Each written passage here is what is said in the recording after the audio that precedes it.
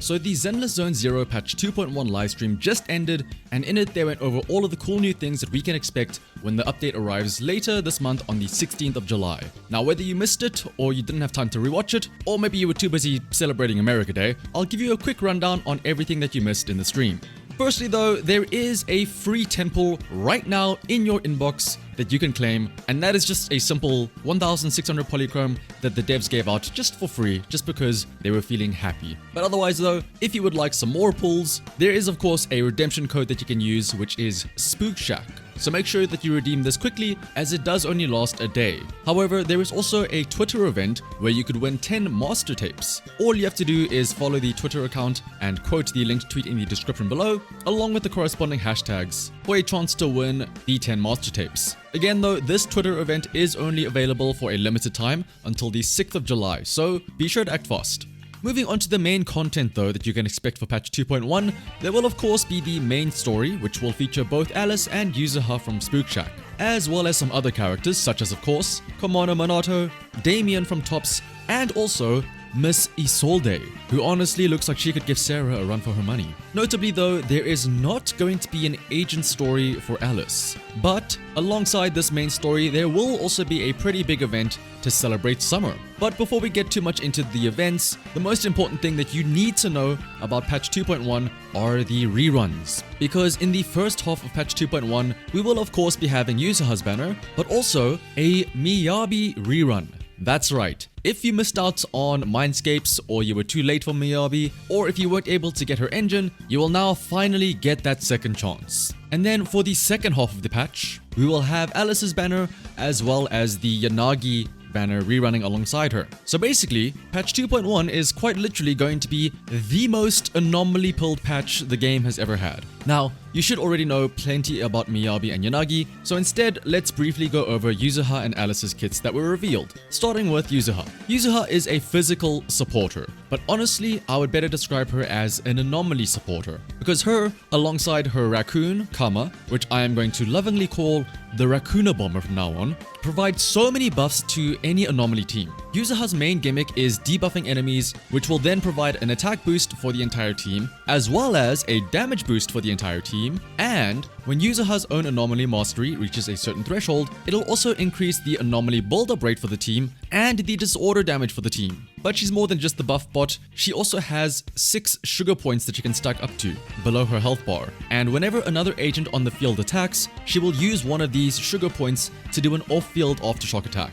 But coming back to that debuff, while enemies have this debuff, they actually receive damage over time from Yuzaha that has increased anomaly buildup. But here is the wild part. Yuzaha will not contribute...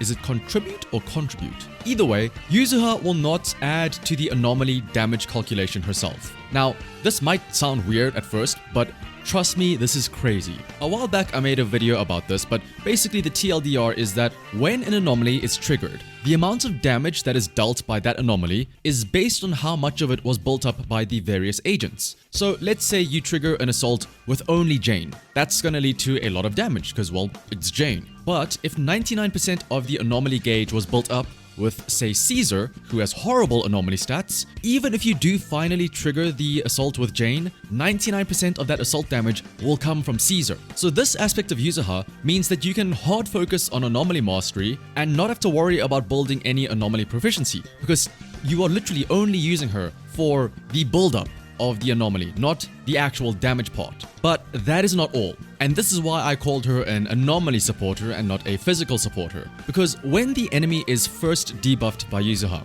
if you then attack with a character from a different element, this damage over time that she does and the anomaly build-up effect will match that element from there on.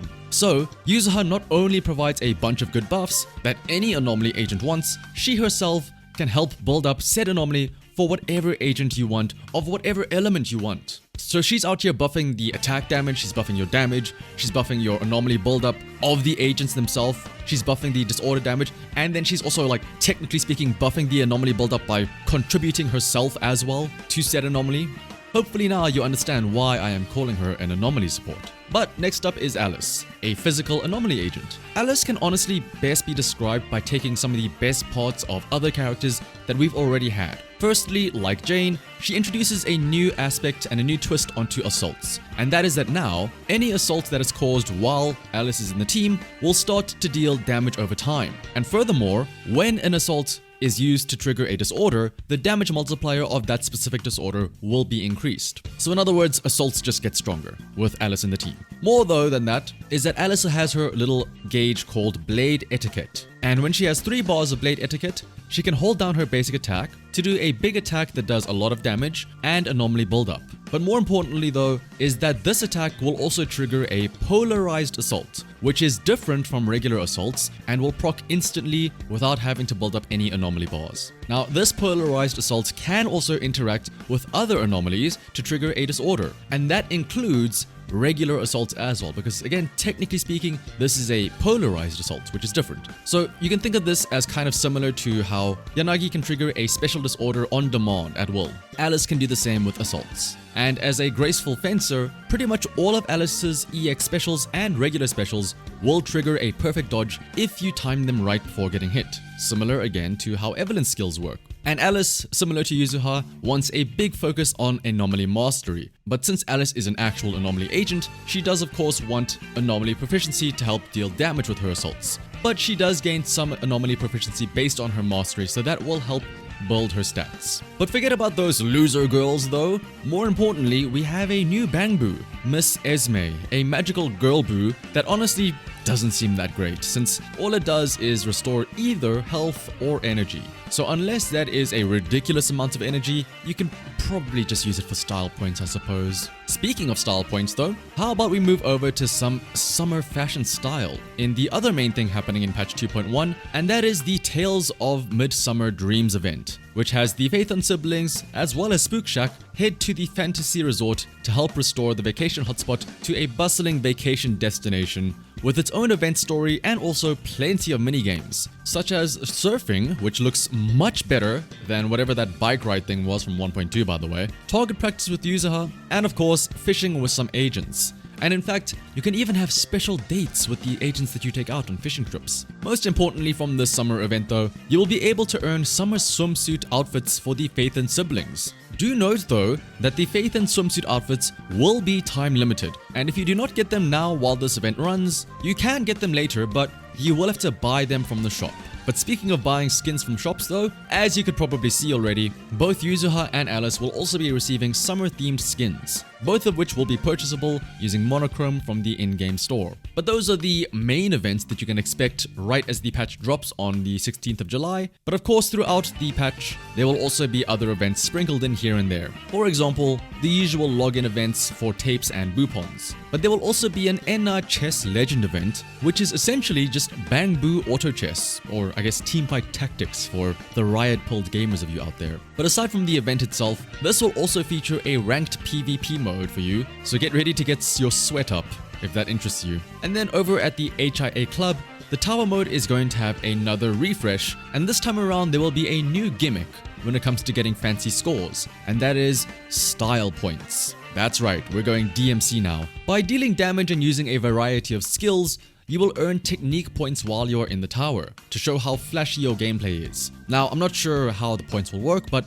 I'm going to assume and hope that simply spamming Miyabi's held basic attack will probably not be the flashiest thing possible in terms of points. But honestly, it's Miyabi, so they might just give you smoking sexy style just for having her on the team or something like that. Over in Hollow Zero though, there is also going to be the Phantom Paths event, which will feature some trial stages where you get to use the new agents from 2.0 and 2.1, as well as their special holo gear in various combat stages. And then there is the Ghost Ship Adventure event, which will feature several special stages for Yuzaha and Alice that resemble the old Streets of Rage style 2D combat that we have seen before with Lighter. And to get you to explore more in the Lemnian Hollow, our Bangboo friends have reported that supposedly there are aliens out there in the Hollow, which we will have to investigate in the JoJo's Space Mystery event. Those are the main big events that you can expect, but there will also be some smaller ones, such as the Feilum Summer Puzzle event, which is a rehash of the simple jigsaw puzzles that we've seen before, and also the Legend of the Marvelous Fish Stall, which simply has you flip cards for various rewards, such as polychrome and upgrade materials, and you can earn chances to flip these cards by simply doing what you've been doing already, playing the game and spending stamina. And of course, A patch isn't complete without the eventual double drops for both routine cleanup and combat simulation. And as usual, the stream ended off with a bunch of various quality of life improvements, which for the most part boiled down to, hey, we're saving you like 1 or 2 button presses here. However, the one quality of life thing that I feel is very important is that now when you open the skin selection menu, you'll be able to zoom in and rotate the character models, which is great to help you, decide on whether or not you like the skin. Maybe there's something that you want to see if there's a deal breaker going on in there. But otherwise though, that is everything that you can expect coming with the 2.1 patch arriving on the 16th of July, in just under 2 weeks from now. Are you excited? Personally, I'm a bit concerned that similar to 1.7, there is no agent story, so I'm hoping that the second half of the patch doesn't feel super dead thanks to the actual new looking events that we can expect to see. But otherwise though, let me know down in the comments what you think. Will you be pulling for Yuzaha and Alice? Will you be pulling for one of the reruns? Will you be buying the summer skins? And as always, while you're there, leaving a like as well as clicking subscribe would also be greatly appreciated. Otherwise, until next time, bye bye!